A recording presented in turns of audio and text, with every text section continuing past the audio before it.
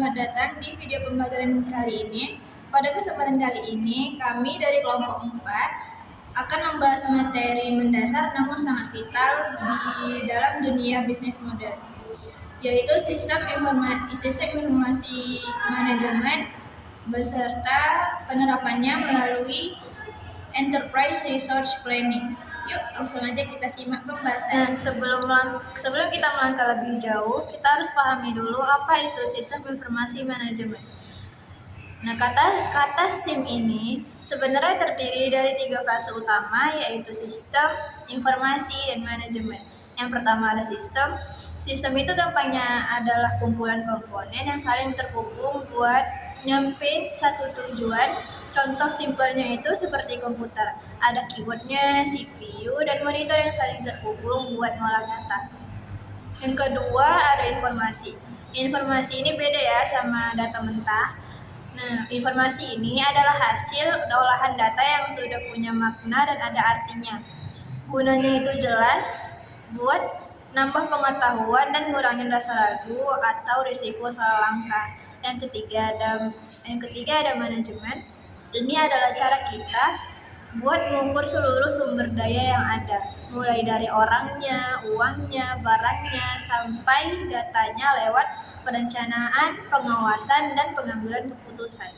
Jadi kalau digabungin, SIM ini adalah perpaduan antara jalur kerja, data, manusia, dan teknologi yang saling bekerja sama buat nyelesain masalah dan ngebantu bikin keputusan di dalam organisasi. Di sini kita masuk ke karakteristik, klasifikasi, dan level manajemen. Sebuah sistem memiliki komponen, batas, masukan, pengolahan, keluaran, hingga umpan balik. Klasifikasinya beragam, antara lain sistem abstrak dan fisik, sistem buatan manusia dan alamiah, serta sistem terbuka dan tertutup. Di dalam organisasi, SIM diimplementasikan pada tingkatan manajemen. Yang pertama, ada manajemen puncak atau top manajemen, berfokus pada perencanaan strategis. Yang kedua, ada manajemen menengah atau middle management, berfokus pada perencanaan taktis dan pengendalian. Yang ketiga, ada manajemen lini bawah atau low level management, berfokus pada operasional harian. Penerapan SIM yang optimal dapat mampu menekankan biaya operasional, meningkatkan kualitas layanan pelanggan, dan menertibkan tata laksana organisasi. Selanjutnya kita akan membahas Enterprise Resource Planning atau IRP. IRP itu apa sih? Sederhananya, IRP itu otak pusat perusahaan. Fungsinya buat nyatuin dan otomatisin semua kerjaan perusahaan dalam satu sistem aja. Mulai dari urusan jualan, produksi, gudang, sampai keuangan. Jadi semua data masuk ke satu tempat. Karena ngurusin bagian dalam perusahaan, IRP ini disebut back office system. Isi dari IRP ada 3 modul utama.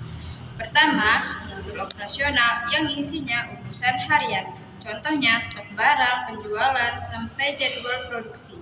Kedua, modul keuangan dan akuntansi yang isinya urusan duit, contohnya pembukuan, laporan keuangan, dan penggajian. Dan yang ketiga, modul SDM yang isinya urusan karyawan, contohnya absensi, gaji, sampai pelatihan karyawan. Terus apa untungnya pakai IRP? Pertama, data jadi satu. Keuangan, stok, penjualan, semua nyambung, gak ada data ganda. Kedua, kerja jadi rapi, semua departemen pakai cara kerja yang sama. Dan yang ketiga, lebih hemat, stok barang bisa ditekan, harga jadi lebih cepat, kerjaan jadi lebih cepat, karyawan gak double-double. Tapi ada kekurangannya juga. Pertama, mahal. Biaya buat pasang dan setting awalnya gede banget. Kedua, susah diubah, sistemnya kaku, susah kalau mau dikostum sesuai perusahaan. Dan yang ketiga, risiko keamanan, karena semua data numpuk di satu tempat, bahaya kalau bocor. Dan kesimpulannya, IRP itu bagus buat bikin perusahaan lebih rapi dan efisien, tapi butuh biaya besar dan harus jaga hati-hati datanya. tentang tantangan pemilihan dan kegagalan ERP. Implementasi ERP menghadapi berbagai tantangan baik dari segi teknis, perubahan budaya kerja, hingga kendali politik internal organisasi. Oleh karena itu, sebelum memilih perangkat lunak ERP, perusahaan wajib melakukan 4 tahap analisis, yaitu analisis strategi bisnis, analisis sumber daya manusia, analisis infrastruktur, analisis perangkat lunak.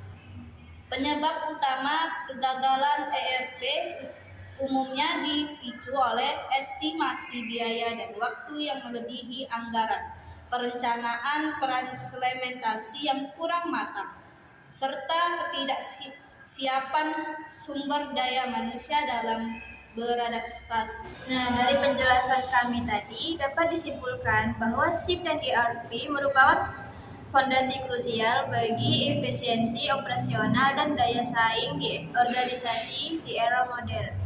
Nah, dengan demikian materi yang dapat kami sampaikan, semoga informasi ini bermanfaat. Terima kasih atas perhatiannya. Assalamualaikum warahmatullahi wabarakatuh.